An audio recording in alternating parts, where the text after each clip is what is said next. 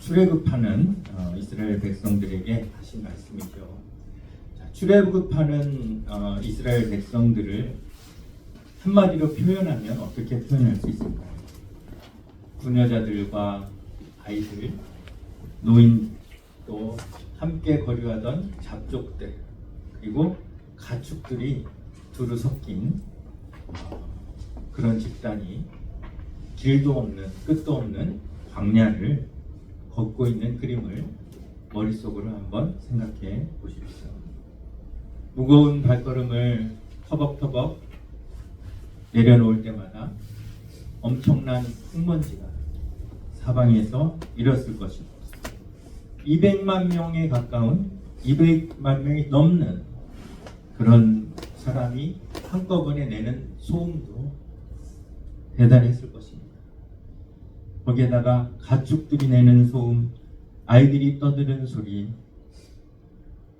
걸음에 지친 일그러진 표정과 거친 숨소리, 언제 어디서 끝날지 모르는 여정. 만일 제가 그 무리 가운데 섞여 있었다면 결코 편안한 마음으로 그 여정을 함께하지 못했을 것입니다. 출애굽 백성들을 생각하면 제 머릿속에 떠오르는 단어가 있습니다. 오합지졸. 까마귀 무리처럼 어중이 떠중이들이 모인 집단을 뜻하는 사자성어입니다. 숫자는 많지만 그 어떤 일도 제대로 할 수 없는 무능력하고 무질서한 집단이 바로 이 출애굽 백성들입니다. 그런데 하나님은 이 백성들의 모습과는 전혀 어울리지 않는, 그리고 예상치도 못한 이름으로 그들을 부르고 계십니다. 출애굽기 7장 4절을 한번 읽겠습니다. 시작. 바로가 너희의 말을 듣지 아니할 터인즉 내가 내 손을 애굽에 뻗쳐 여러 큰 심판을 내리고 내 군대 내 백성 이스라엘 자손을 그 땅에서 인도하여 보낼지라. 이 오합지졸의 이스라엘 백성을 뭐라고 부르고 계세요? 내 군대라고 부르고 계세요. 자, 12장 17절 읽습니다. 시작. 너희는 무교별을 지키라. 이날에 내가 너희 군대를 애굽 땅에서 인도하여 내었음이니라. 거기까지. 여기도 하나님이 이스라엘 백성을 군대라고 부르고 계시죠. 또 12장 41절 시작. 430년이 끝나는 그날에 여호와의 군대가 다 애굽 땅에서 나왔습니다. 예. 자, 우리가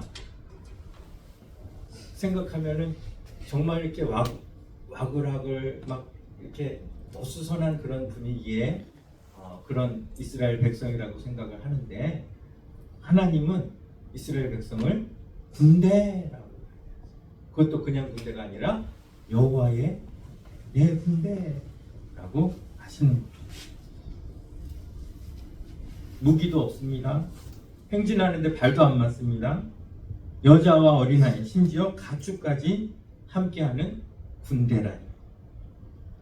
장정이 60만이라고 해도 이들은 애굽에서 노예 생활만 했지 군사훈련이라고는 한 번도 받아본 적이 없었을 것입니다. 이 노예들을 만약에 군사훈련을 시키면 이들이 반란을 일으킬 수 있기 때문에 아마 이들은 그냥 평생 일만 했을 것입니다. 멤버 구성을 봐도, 훈련 상태를 봐도, 무기 보유 상황을 봐도 어디 하나 군대라고 할 수 없는 이 사람들을 하나님은 내 군대라고 부르셨다는 것이죠. 네, 한국말로 당나라 군대라는 단어가 있죠. 무슨 뜻이죠? 모르세요? 네, 군대 갔다 온 사람들은 다 아는데, 네, 군기가 빠지면 이거 뭐야, 이거 당나라 군대야? 이렇게 얘기합니다. 그래서 군기가 전혀 잡히지 않은 군대를 가리키는 단어가 당나라 군대인데, 차라리 당나라 군대가 이 이스라엘 백성보다 나은 것 같은 그런 느낌이 아닙니까? 예. 축구공을 한 번도 만져본 적이 없는 사람에게 국가대표 유니폼을 입혀가지고 너 지금 국가대표 경기를 싸워 하는 거랑 마찬가지 아닙니까? 게다가 아이들과 여자들과 노인들까지 있습니다. 이 멤버로 어느 나라와 싸워서 이길 수 있겠습니까? 그런데 하나님은 반복적으로 내 군대다. 얘네가 바로 내 군대다 라고 하시는 거죠. 물론 그들의 현 상태보다는 미래에 그들이 하나님의 군대가 되어줄 것이라 믿는 마음으로 그렇게 하셨을 것입니다. 그런데 사용된 시제를 보세요. 미래의 군대가 아니라 그들은 이미 하나님의 군대였던 것입니다. 아니 애굽의 노예였을 때부터 그들은 이미 하나님의 군대였습니다. 우리가 잘 아는 말씀 로마서 5장 8절 말씀이죠. 자, 한번 같이 읽습니다. 시작. 우리가 아직 죄인 되었을 때에 그리스도께서 우리를 위하여 죽으심으로 하나님께서 우리에 대한 자기의 사랑을 확증하셨느니라. 우리의 현재 상태는 중요하지 않아요. 우리가 죄인이었지만 죄인 되었을 때에 그리스도께서 우리를 위하여 죽으셔서 우리에 대한 자기의 사랑을 하나님께서 확증해 주신 거예요. 그랬던 것처럼 이스라엘이 아직 노예였을 때에 그때부터 이미 그들은 하나님의 군대였다는 것이죠. 하나님이 기드온을 부르십니다. 기드온을 부르실 때 뭐라고 부르시냐면 큰 용사여 라고 부르십니다. 그래서 사사기 6장 12절 보면 큰 용사여 여호와께서 너와 함께 계시도다. 그런데 이때 기드온이 뭘 하고 있었는지 아십니까? 기드온은 전혀 큰 용사가 아니에요. 근처에도 가지 않았어요. 그는 미디안을 두려워하여서 포도주 틀에서 몰래 곡식 타적을 하고 있었어요. 그런 두려움에 쌓인 기드온에게 큰 용사여 하면서 하나님께서 불러주셨다는 것이죠. 그의 현재 상태는, 현재 능력은 큰 용사가 될 수 없는 그런 상태와 능력이었죠. 하나님은 우리를 현재의 능력이나 상태로 판단하시는 분이 아니시라는 것이죠. 우리가 태어나기 전부터 우리의 정체성은 하나님 안에 정해져 있기 때문입니다. 이미 출애굽하기 500여 년 전에 하나님은 아브라함에게 출애굽에 대한 약속을 하셨습니다. 창세기 15장 13절 14절 같이 읽습니다. 시작. 여호와께서 아브라함에게 이르시되 너는 반드시 알라 내 자손이 이방인에서 백이 되어 그들을 섬기겠고 그들은 400년 동안 내 자손을 괴롭히리니 그들이 섬기는 나라를 내가 징벌할 것이며 그 후에 제 재산이 자손이 큰 재물을 이끌고 나오리라. 하나님은 이때부터 이스라엘을 노예로서가 아닌 여호와의 군대로서 부르시고 이끌어내실 것을 말씀하셨던 거예요. 여기에 지금 큰 재물을 이끌고 나온다라는 뜻은 무엇입니까? 마치 군대가 전리품을 가지고 나오는 것과 마찬가지입니다. 그들이 그냥 노예였다면 자신이 풀려나는 것만도 감지덕지했을 것입니다. 노예가 풀려나면서 어찌 큰 재물을 이끌고 나오겠습니까? 그런데 큰 재물을 이끌고 나온다는 것, 서둘러 도망치는 노예의 모습이 아니라 승리자만이 취할 수 있는 당당함의 의미입니다. 애굽 땅을 떠나기 전부터 그들은 이미 하나님의 군대가 되어서 원수들을 두려움에 빠뜨렸고 제발 이 물건을 가지고 빨리 떠나소서. 그렇게 당당히 애굽을 빠져나올 수 있었던 것입니다. 그런데 이 일이 어쩌다가 보니까 그렇게 되는 것이 아니라 500여 년 전에 아브라함에게 하신 하나님의 약속의 성취라는 것이 놀랍지 않습니까? 그냥 애굽에 갔다가 너희들이 나올 것이다가 아니라 큰 재물을 이끌고 나오리라 하셨는데 그대로 큰 재물을 이끌고 나왔다는 것이죠. 500여 년 전에 하나님이 이 장면을 예상하고 예언을 하셨어요. 약속을 하셨어요. 그러면 지금 출애굽에서 나오는 사람들은 언제부터 여호와의 군대로 이미 부르심을 받았습니까? 적어도 500여 년 전에 하나님이 아브라함과 약속하실 때 이 사람들은 지네들이 지금 노예든 왕이든 상관없어요. 하나님의 군대로 벌써부터 예정되어 있던 그런 사람들이라는 것이죠. 우리가 아직 죄인 되었을 때에 그리스도께서 우리를 위해 죽으신 것도 마찬가지입니다. 우리의 현재 모습과 관계없이 정말 너의 현재 모습은 보잘것없고 죄악투성이 사랑할 것이 아무도 없지만 그 죄인 되었을 때 우리를 위하여 예수 그리스도께서 십자가에 죽으시고 하나님의 사랑을 확증해 주신 것입니다. 겁쟁이 기드온이 큰 용사로 불리운 것 역시 마찬가지 아닙니다. 우리 모두 기드온과 같은 그런 겁쟁이일 수밖에 없지만 하나님의 능력이 임하면 우리도 기드온처럼 하나님의 군대를 이끌고 용맹스럽게 싸울 수 있는 줄로 믿습니다. 그래서 나의 현 상태가 나를 규정하는 것이 아니라 하나님의 부르심과 계획이 나를 규정하는 것입니다. 출애굽하는 이스라엘 현 모습은 비록 오합지졸이었지만 그들은 엄연한 여호와의 군대였습니다. 어쩌다 보니까 우리가 교회를 다니고 어쩌다 보니까 예수를 믿게 된 것이 아니라 우리가 태어나기 전부터 하나님은 우리를 그의 백성으로 그의 군사로 불러주셨다는 것입니다. 믿으십니까? 출애굽 과정은 그냥 단순한 역사가 아니에요. 사실은 하나님이 우리에게 미리 보여주시는 영적인 상징이에요. 홍해를 건너고 수많은 적과 싸우며 광야를 지나 요단을 건너 가나안에 이르기까지 그 모든 여정이 한 사람의 성도가 그의 신앙 여정 가운데 지나고 이루어야 할 많은 과정에 영적인 의미가 있는 것이에요. 홍해를 건넜다는 건 뭡니까? 더 이상 돌아가지 못한다는 거예요. 세상에서 살다가 이제 하나님의 공동체 안으로 홍해를 건너서 들어오는 거예요. 세상과 결별하여 오직 하나님만 바라보며 만나와 메추라기, 불기둥과 구름기둥, 그리고 반석에서 흐르는 생수로 목마름을 해결하는 그 광야의 삶.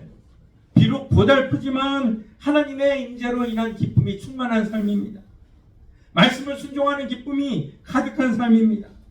약속의 땅 가나안을 소망하며 인내할 수 있는 삶입니다.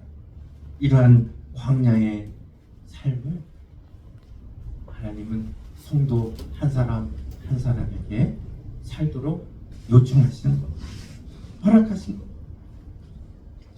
그렇다면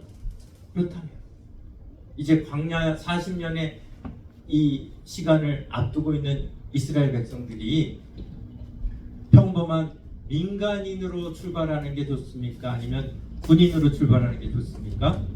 당연히 군인으로 출발하는 게 좋겠죠. 광야 생활은 민간인이 견디기에 너무 어렵기 때문에 우리의 신앙 여정도 마찬가지. 우리가 그냥 세상 사람들과 똑같이 우리 그냥 평범한 사람이다라고 생각하면 우리는 군데군데 넘어질 관문들을 너무나 많이 만납니다. 그런데 하나님은 우리를 그의 군사로, 군대로 불러주셨어요. 그래서 우리는 성령으로 말씀으로 무장해요. 그 어려운 전투들을 승리하며 나아갈 수 있는 것입니다.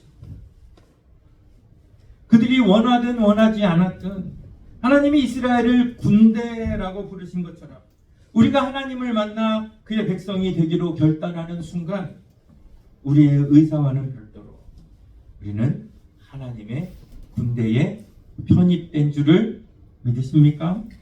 네. 자, 이스라엘이 이제 200만 명이 넘는 인원들이 광야에서 이렇게 행진을 합니다. 그런데 그냥 행진을 한 것이 아니에요. 하나님이 진해, 배치, 행진 순서 아주 세밀하게 지시를 하시네요. 왜요?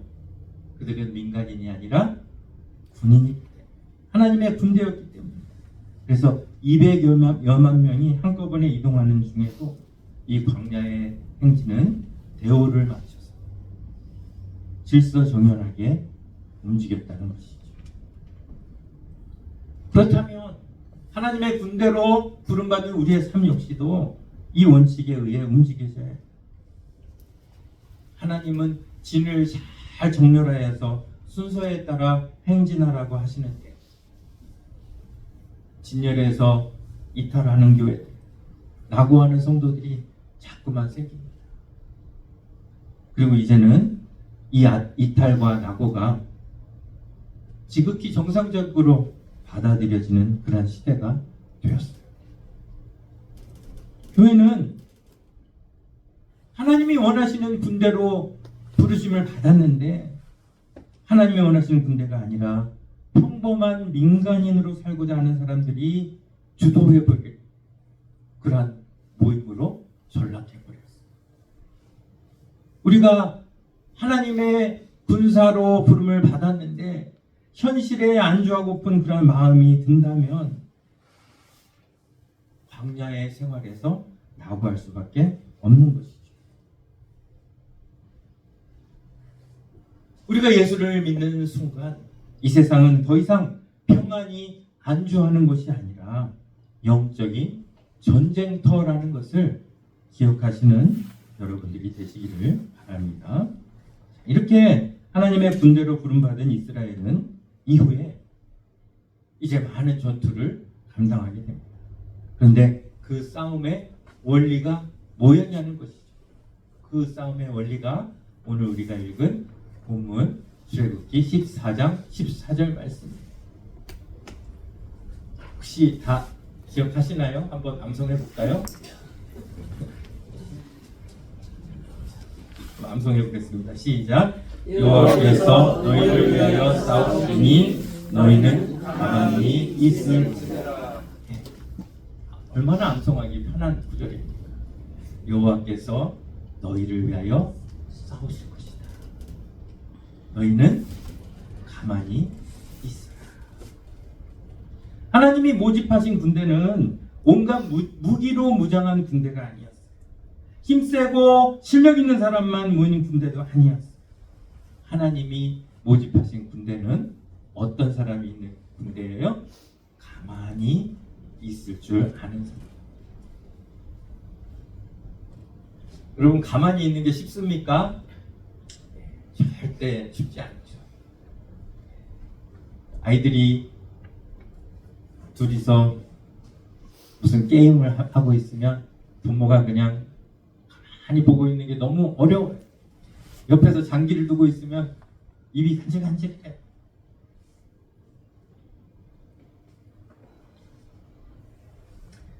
하나님을 전적으로 신뢰하지 않으면, 내 뜻이 정말 보잘것없다는 것, 내가 실력이 없다는 것을 인정하지 않으면 가만히 보는 것은 불가능합니다.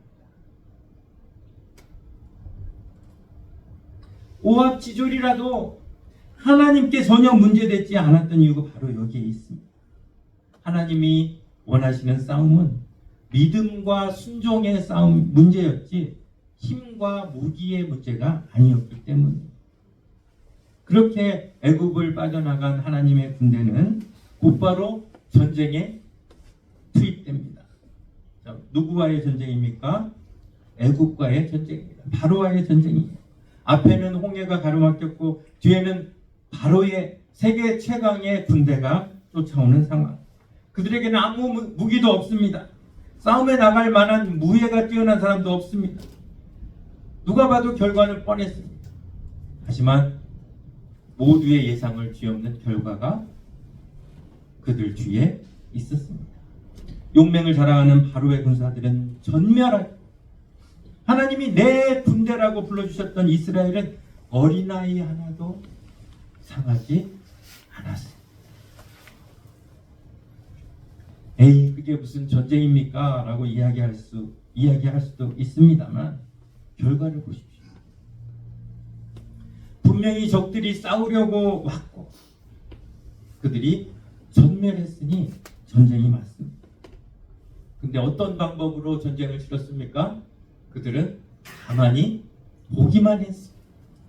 순종만 했어요. 사실 순종하는 게 쉽지 않았을 거예요. 옆에 막 바닷물들이 이렇게 벽을 치고 이렇게 있는데 거길 들어가라고 하는데 누가 그거 들어가겠습니까? 근데 순종함으로 세계 최강의 부대를 전멸시키. 이것이 바로 하나님의 싸우시는 방법이었다는 것이죠. 그 전쟁 후에 이스라엘 백성들은 이렇게 찬양합니다. 출애굽기 15장 1절부터 5절 말씀. 출애굽기 15장은 전체가 다 이렇게 찬양하는 그런 내용이죠. 또 미리암과 여인들이 소고를 치면서 또 찬양하는 그런 장면도 있습니다만, 자, 1절부터 5절인데요. 우리 한번 같이 읽겠습니다. 시작. 이때에 모세와 이스라엘 자손이 이 노래로 여호와께 노래하니 일러스되 내가 여호와를 찬송하리니 그는 높고 영화로우시며 말과 그 탄자를 바다에 던지셨음이로다. 여호와는 나의 힘이요 노래시며 나의 구원이시로다. 그는 나의 하나님이시니 내가 그를 찬송할 것이요 내 하나님의 아버지 하나님이시니 내가 그를 높이리로다. 여호와는 용사시니 여호와는 그의 이름이시로다. 그가 바로의 병거와 그의 군대를 바다에 던지시니 최고의 지휘관들이 홍해에 잠겼고 깊은 물이 그들을 덮으니 그들이 돌처럼 깊은 속에 가라앉았도다. 이게 하나님이 그 오합지졸의 이스라엘 백성들을 내 군대라고 부르신 그 목적이 너무 잘 나와 있는 그런 찬양 아닙니까?